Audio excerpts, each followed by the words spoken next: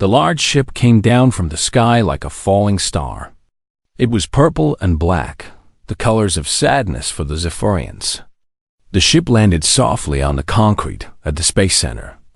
No one made noise. Even the wind seemed to hold its breath. Captain Kethver stepped out of the ship. The alien was tall, almost 8 feet high. Their body looked like it was made of living crystal. Light moved through their skin in slow waves. Their face had no mouth or nose like humans. Instead, they had large eyes that sparkled like diamonds and changed color with their feelings. Kethver had come to Earth for one reason. Their child was dead. Zekai had been working on Earth as part of a peace program between their worlds. Now the young Zephyrian was gone, killed in what the humans called a car accident. It was time to bring the body home. The captain expected this to be simple.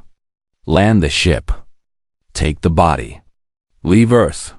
Go home to bury their child in the crystal caves where all Zephyrians went when they died. It should take maybe 2 hours. Then the sad business would be over. But when Kethver looked around the landing area, they saw something strange. There were humans everywhere. Not just the government people who usually handled this kind of business. There were regular humans. Lots of them. A woman walked toward the captain. She had dark hair pulled back and wore simple clothes. Her eyes were red like she had been crying. Behind her stood more humans. Some were very small humans. Children. They all looked sad. Captain Kethver? The woman said. Her voice was soft but strong. My name is Dr. Elena Martinez. I was the principal at the school where Zeke worked. The captain's crystal body flickered. This was not normal. When Zephyrians died in other worlds, the local people simply gave back the body. No one talked about feelings. No one came to say goodbye. Death was a private family matter. I have come for my offspring, Kethver said. Their voice sounded like wind chimes in a storm. Where is the body? Dr. Martinez looked at the ground for a moment. When she looked up again, tears were in her eyes. Zekai is safe. We have kept them cold like you asked. But Captain, before you take them away, we need to tell you something important. Your customs are not required, the captain said. I need only the remains of my child. A small human boy stepped forward. He was maybe 8 years old.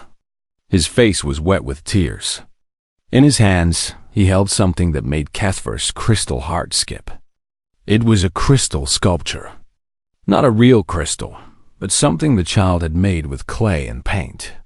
It looked like the star crystals that grew in the Zephyrian home caves. Zekai made this for you, the boy said in a tiny voice. They told me about how you collect pretty crystals from dead stars. They said you had a whole room full of them. So I made you one too, because they can't give it to you themselves. The captain stared at the small human. How did this child know about their collection? Kethver had spent hundreds of years traveling to dying stars to gather the crystals that formed when stellar matter cooled in space. It was their hobby, their passion. But how could their offspring have told a human child about something so personal?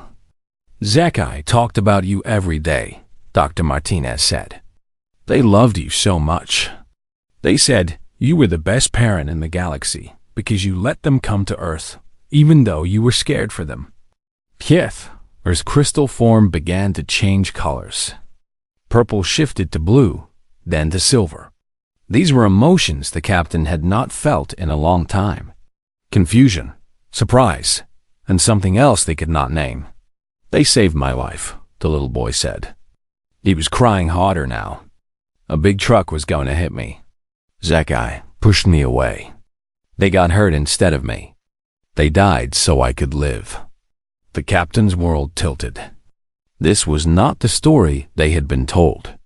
The official report said their child had died in a vehicle accident. It said nothing about saving someone. It said nothing about choice or sacrifice. The doctors worked so hard to save them, Dr. Martinez continued. Dr. Reyes, our best surgeon, tried for 18 hours.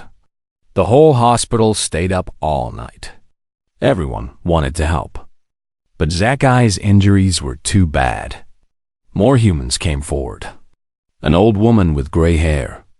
A young man in a uniform who looked sick and sad. Teachers. Children.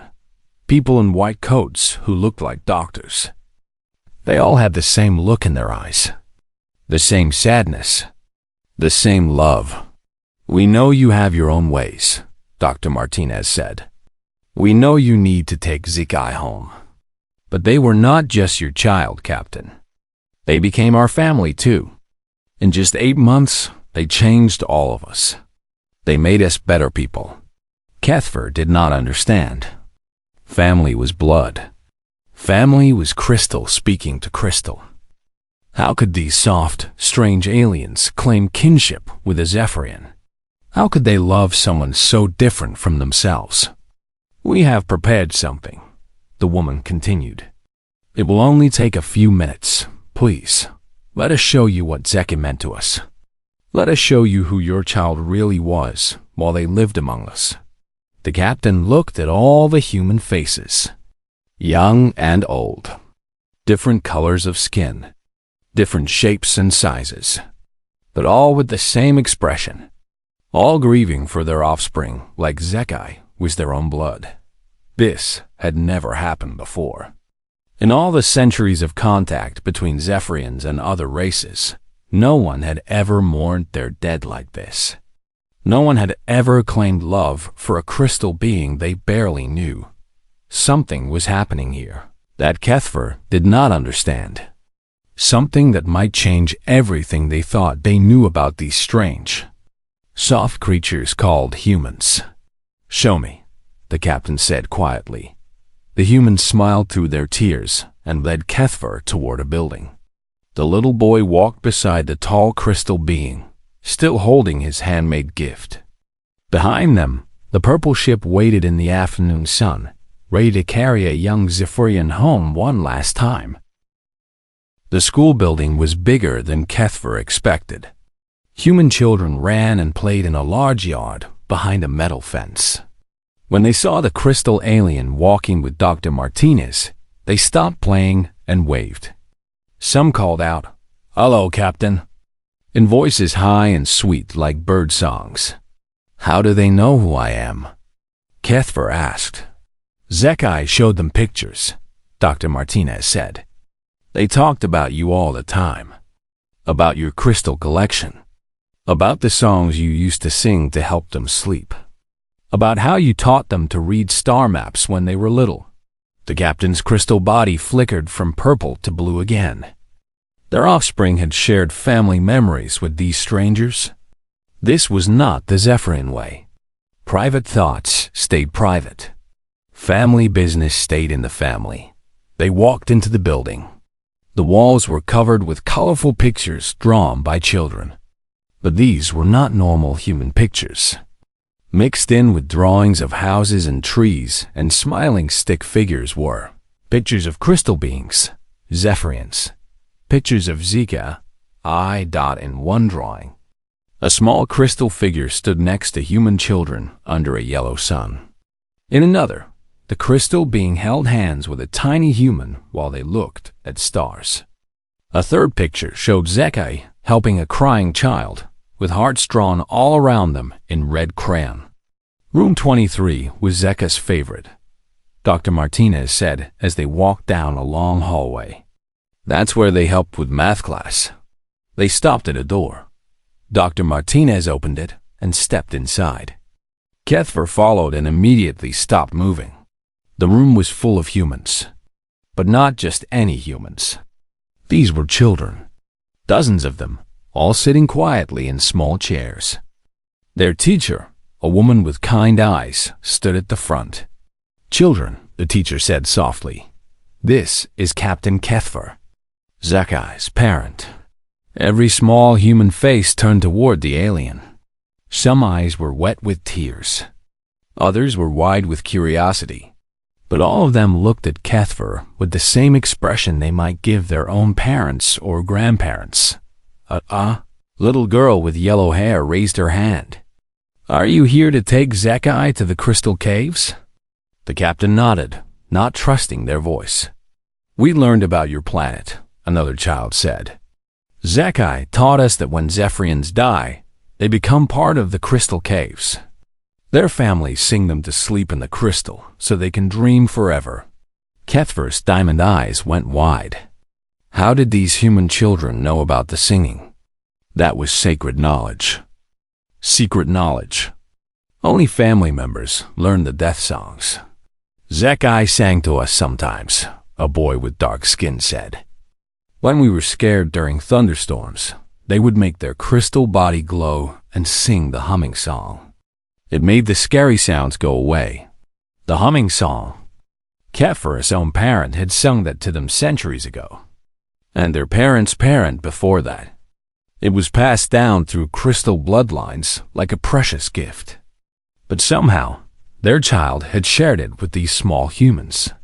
"They taught us math by making crystal patterns," another girl said. "When we couldn't understand numbers, Zeka would grow little crystals on their fingers and show us how they added up. It was like magic." Dr. Martinez touched the captain's arm gently. "There's more." They left the classroom and walked to another room. This one was full of older children, maybe 12 or 13 years old. These humans looked more serious, more grown up, but they had the same sadness in their eyes.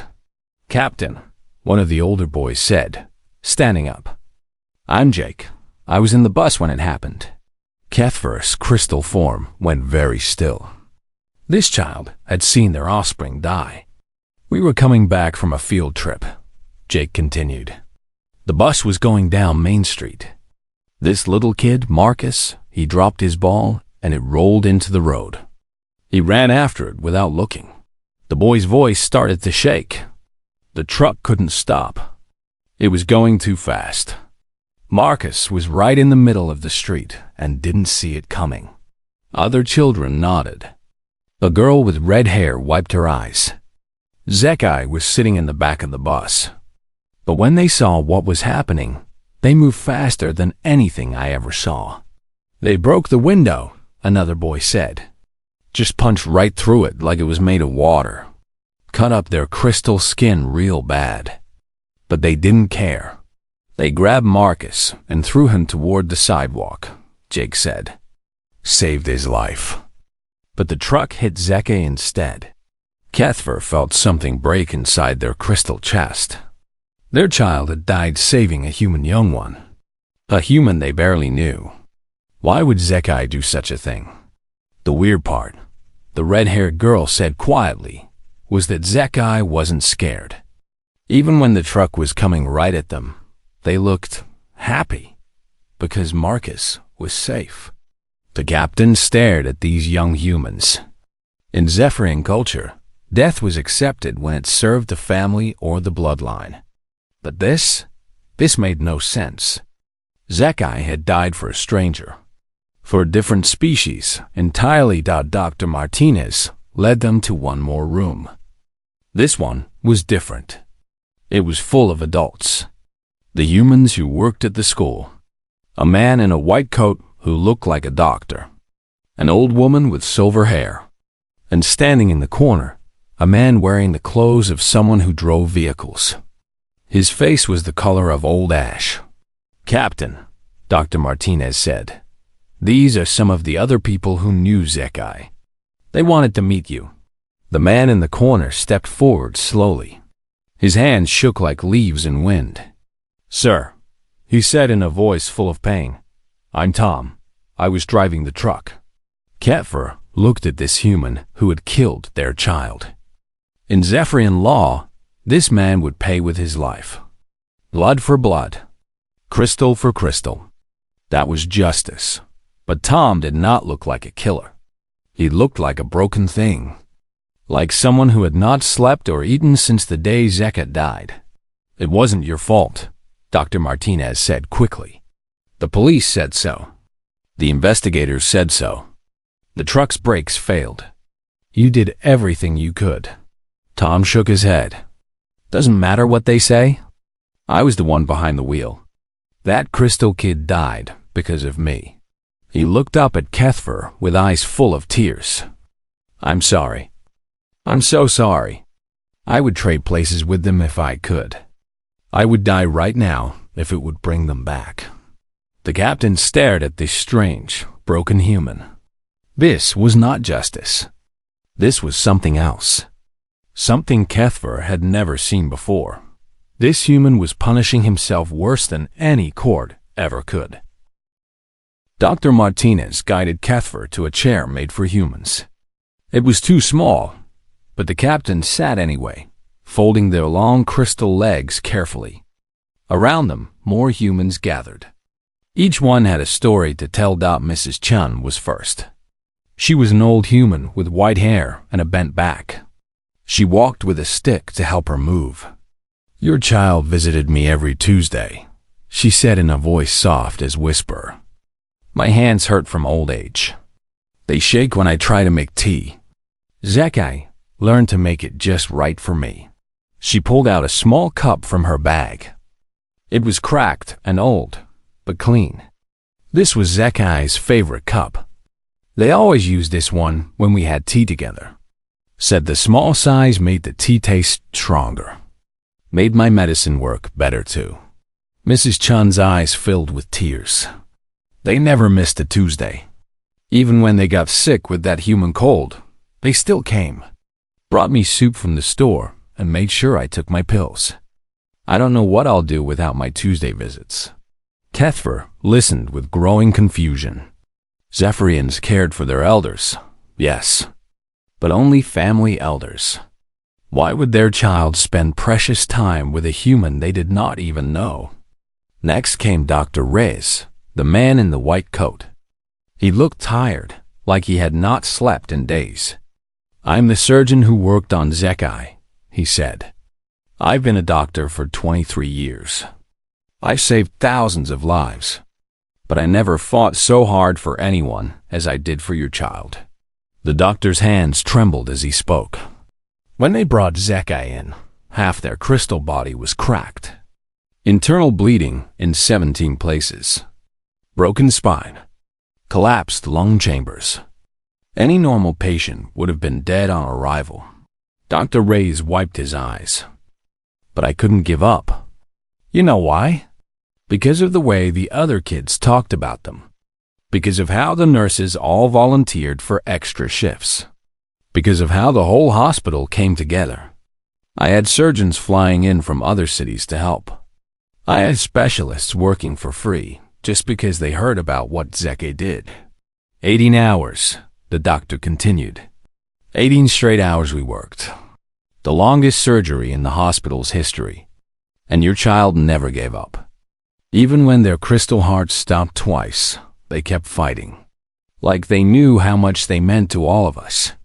The captain's crystal form was shifting through colors faster now. Purple to blue to silver to green. These were emotions they had no names for. A young woman stepped forward. She wore the uniform of someone who worked with emergencies. I'm Sarah, one of the paramedics who answered the call. I've seen a lot of accidents, but this one was different. Not because of how bad it was, but because of how people reacted. Sarah's voice got stronger as she talked. By the time we got Zeke to the hospital, there were already 50 people in the waiting room. Kids from school, teachers, parents, people who had just heard about what happened on the news. They all came to wait, to hope, to pray.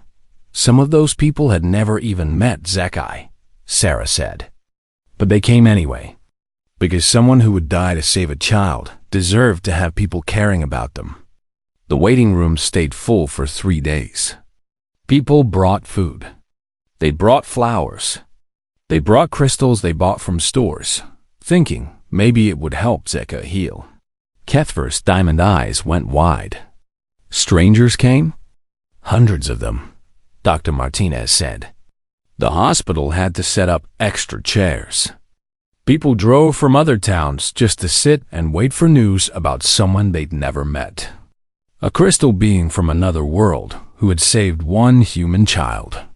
The captain stood up suddenly. This was impossible. Zephyrians barely showed emotion when their own family members died. But these humans, these strange, soft creatures, were grieving for an alien like it was their own blood. "There's more," Dr. Martinez said gently. She handed Cuthbert a thick folder. "These are letters. From schools all over the country. From children who heard about Zekai on the news. From other aliens working in our cities. From soldiers stationed on other planets. Everyone wanted to say something." With crystal fingers that shook slightly, Cuthbert opened the folder. The first letter was written in a child's careful handwriting. "Dear Zekai's family, I am 7 years old and I live in Texas. I saw on TV what your son did.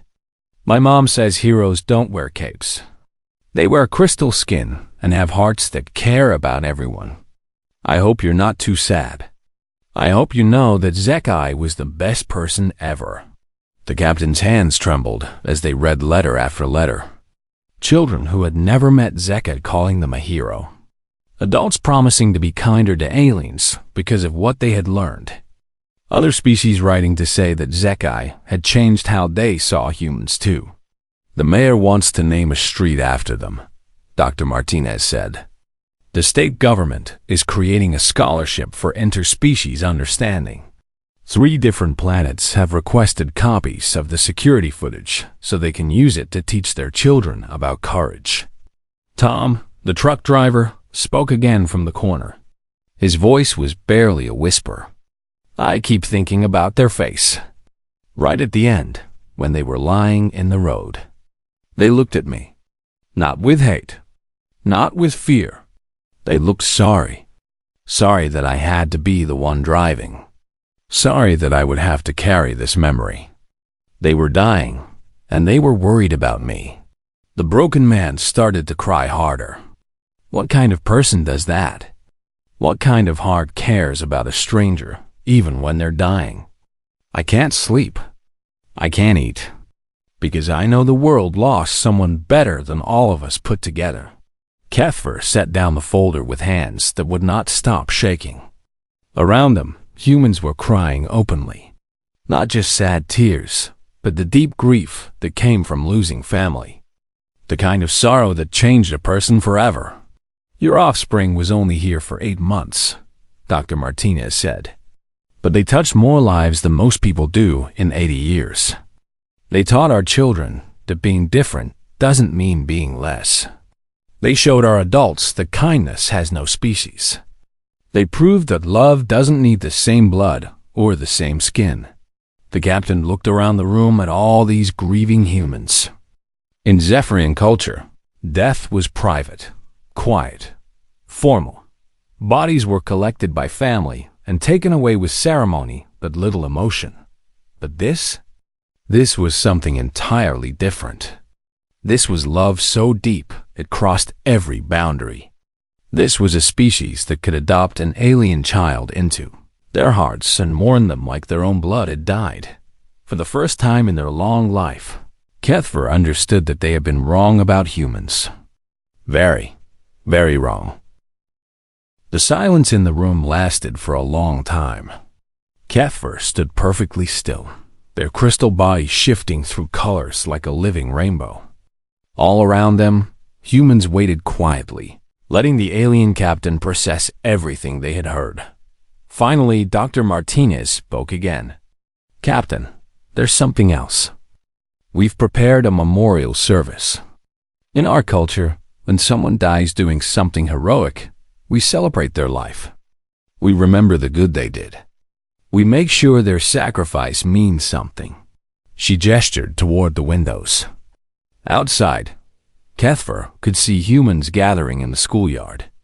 There were hundreds of them now. Children and adults, all dressed in their best clothes. Some carried flowers. Others held candles. Many wore small crystal pins on their shirts, cheap copies of Zephyrian jewelry they had bought to honor Zekai. We planted a tree, Dr. Martinez continued. A weeping willow. Zekai said it reminded them of the crystal formations on your home world. Every year, as it grows, the children will remember what your child taught us about courage. Ketfer's diamond eyes tracked to a spot in the yard where a small tree had been planted. Around it, humans had placed stones in the pattern of a Zephyrian otter circle. They had gotten the design slightly wrong, but the intent was clear. They were trying to honor Zekai in the way of their people. How do you know our burial customs? The captain asked. Zekai taught us, said a voice from the doorway. A small human child entered the room. It was Marcus, the boy who had been saved. He looked even smaller now, standing in a room full of adults. They said that on Zephyr, families sing their loved ones to sleep in crystal caves. They said the songs help the dead person's spirit find peace. Marcus walked up to Ketfer and looked up at the tall alien with bright, fearless eyes. I've been learning the humming song, the one Zeke sang when we were scared. I can't sing it right because human voices don't sound like crystal voices. But I wanted to try. For when we say goodbye, the captain stared down at this tiny human child, the one their offspring had died to save. In Zephyrian culture, a life debt like this would bind Marcus to their family for generations. The boy would owe service to Zekai's bloodline until the debt was paid. But Marcus didn't act like someone who owed a debt. He acted like someone who had lost a beloved family member. Are you angry at me? Marcus asked in a small voice. Because Zekai died saving me? My mom says it's not my fault, but sometimes I think maybe if I had been more careful. Ketfer knelt down so they were at eye level with the child. The captain's crystal face had no features that could show expression, but somehow their voice was gentle. You are a young one.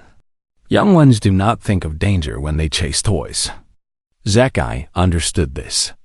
They chose to save you because you have value, because your life matters. Marcus nodded solemnly.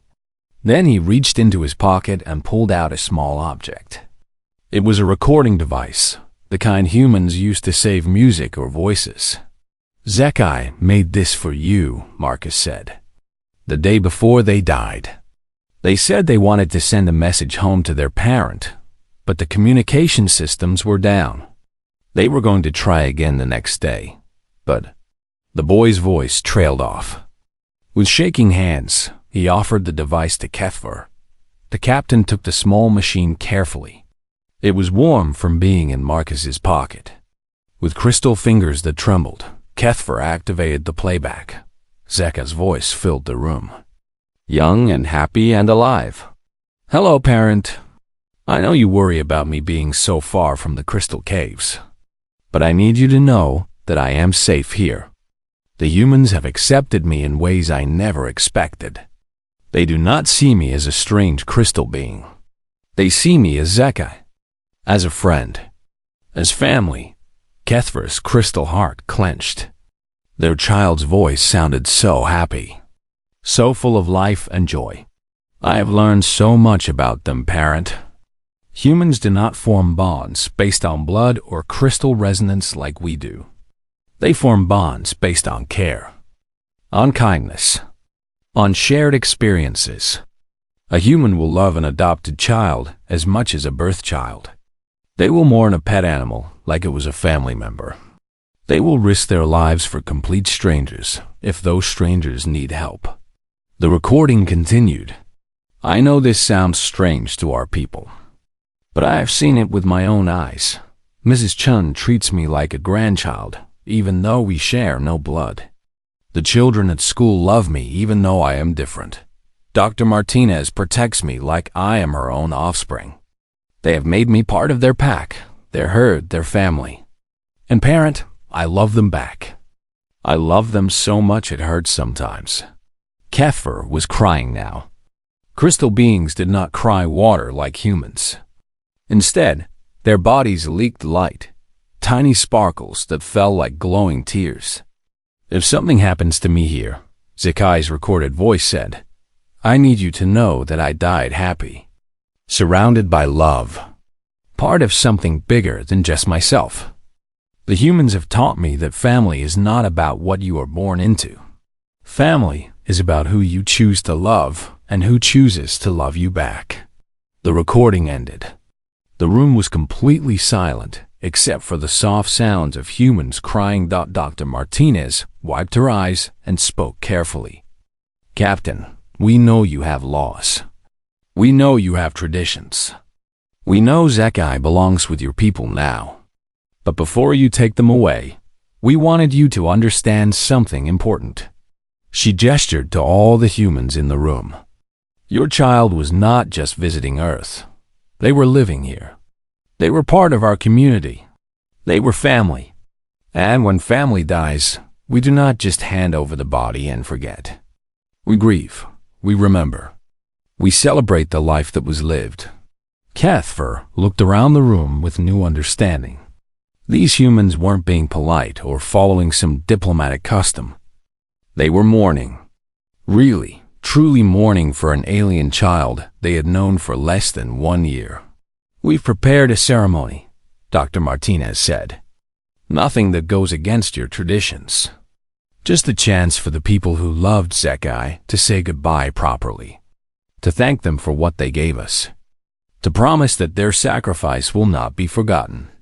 The captain stood slowly, still holding the recording device. Outside the window, more humans were arriving. The memorial service was growing bigger by the minute. All these people coming to honor a single Zephyrian who had chosen love over fear, sacrifice over safety. Show me, Cathfer said quietly. Show me how humans say goodbye to family. Dr. Martinez smiled through her tears and led the way outside. Behind them, the room full of grieving humans followed, ready to teach an alien captain about the true meaning of love that crosses all boundaries. The memorial service was unlike anything Cathfer had ever seen. Hundreds of humans had gathered in the schoolyard. They stood in a large circle around the newly planted willow tree. Some held flowers. Others carried candles that flickered in the afternoon breeze. Many wore the small crystal pins to honor ZEK single quotes HAI. Dr. Martinez led Cathfer to a place of honor near the tree. The captain towered over the humans, their crystal body catching the sunlight and throwing rainbow patterns across the crowd.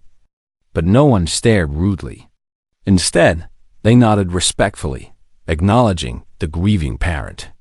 We want to begin, Dr. Martinez said to the crowd, by sharing memories of Zeka. Anyone who wants to speak may come forward. One by one, humans stepped into the center of the circle. They told stories about Zekai's kindness, their humor, their willingness to help anyone who needed it. Teachers talked about how the young Zephyrian had made learning fun for children who struggled in school. Students shared how Zekai had stood up for kids who were being bullied.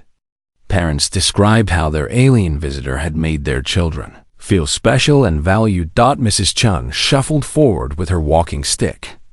Zekai never made me feel old or useless, she said in her soft voice. They listened to my stories about the old days like they were the most interesting things in the world. They made me feel like I still mattered, like my life still had value. Tom, the truck driver, came forward last. His face was pale and his hands still shook, but he spoke clearly. I know I'm the one who killed them. I know some of you probably hate me for that, but I need to say this. In all my years of driving, I never met anyone braver or kinder than that Crystal Kid. If I could trade my life for theirs, I would do it in a heartbeat. Several humans moved to comfort Tom, putting arms around his shoulders. No one blamed him. No one showed anger. They treated him like another victim of a terrible accident. Cathfer watched all of this with growing amazement. In Zephyrian culture, death was handled with formal ceremony and rigid rules. But this was something completely different. This was raw emotion, real love, genuine grief, that came from the heart. When the storytelling ended, something unexpected happened. Marcus, the boy Zeke had saved, stepped forward carrying a small crystal device. It was a music player that had been specially modified to reproduce Zephyrian sounds. "Zekai taught me this," Marcus said in his small voice. "They said it was the song Zephyrian families sing when someone goes to sleep in the crystal caves forever. I can't sing it the right way because I'm not made of crystal, but I wanted to try. For them, for you." The boy began to hum. It was not perfect. Human voices could not create the harmonic resonances that crystal beings made naturally. But it was recognizable. It was the ancient Zephyrian lullaby that parents sang to help their children transition from life to eternal rest. As Marcus hummed, other voices joined in. Children who had learned pieces of the song. Adults who hummed along as best they could. Even people who didn't know the melody added their voices to the chorus. Kethver's crystal body began to glow brighter and brighter. Light poured from their skin like liquid starshine. They were hearing their most sacred family song being sung by an entire community of aliens who had learned it out of love for their child. "We have one more thing," Dr. Martinez said when the singing ended. She gestured toward the school building. "We've established the Zikai Memorial Scholarship. Every year, it will send one human student to study on an alien world, and bring one alien student to study on Earth. We want to make sure that what your child started, the building of bridges between our peoples, continues forever." The captain could barely speak. When they finally found their voice, it came out as barely a whisper.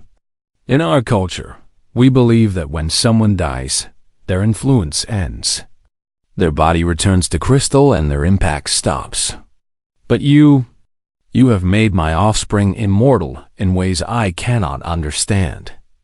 Kethver gestured to the assembled crowd. "Zekai's body will return to our crystal caves as tradition demands. Their physical form will rest with their ancestors, but their spirit, their impact, their love, that will live here forever. In this tree that will grow tall and strong. In the children they saved and taught. In the scholarship that will bring our peoples together. In the hearts of everyone who knew them." Dr. Martinez nodded, tears flowing freely. "They changed all of us, Captain. We're better humans because we knew Zekai." "No," Kethver said, their crystal voice ringing across the yard like music. "I believe it was you who changed them. And through your love, through your grief, through your refusal to let their sacrifice be forgotten, you have changed me too." The captain made a decision that would echo across the galaxy. "I will take Zekai home for the crystal cave ceremonies our people require. Our laws and traditions must be honored. But I will also take recordings of this day. Videos of your tears. Copies of your letters. Proof of your love." Kethver's crystal form blazed with light as they continued. "My people must know what humanity truly is. We have always seen you as weak because you are soft. As unimportant because you are short-lived. As primitive because your technology is young. We were wrong about everything." The captain turned to address the entire crowd. "You are not weak. You are strong enough to love across every boundary that should divide us. You are not unimportant. You are so important that you would risk everything to save a single life. You are not primitive. You have mastered the most advanced technology in the universe, the technology of love that transcends species." As if responding to Kethver's words, the afternoon sun broke through the clouds, bathing the memorial service in golden light. The captain's crystal body caught the sunshine and threw it back in 1,000 brilliant colors that danced across the faces of the humans. 6 months from now, Kethver announced, the first permanent Zephyrian embassy will be established on Earth. We will send our best diplomats, our greatest teachers, our most honored families. Because any species that can love a crystal child like their own blood is a species we want as allies forever. The crowd erupted in cheers and applause. Children jumped up and down. Adults hugged each other. Even Tom, the broken truck driver, managed a small smile. Dr. Martinez stepped forward and spoke for all of them. "Captain, your child came to us as a visitor. They died as family. They will be remembered as a hero. And through their sacrifice, two worlds have become one people." As the memorial service ended and humans began to slowly leave, Kethver remained by the willow tree. The captain touched the small trunk gently with one crystal finger. Someday, this tree would be tall and strong, its branches providing shade for children who would grow up learning that love has no boundaries. In the distance, the purple ship waited to carry Zekai home. But the young Zephyrian's real legacy would remain here forever, growing stronger with each passing year, proving that the human heart is big enough to hold the entire universe. And in the crystal caves of Zephyr, when Kethver sang the ancient songs to lay their child to rest, they would add something new to the melody. They would add the voices of the humans who had loved Zekai. They would sing of a species so remarkable that they could turn grief into bridges and love into peace between the stars.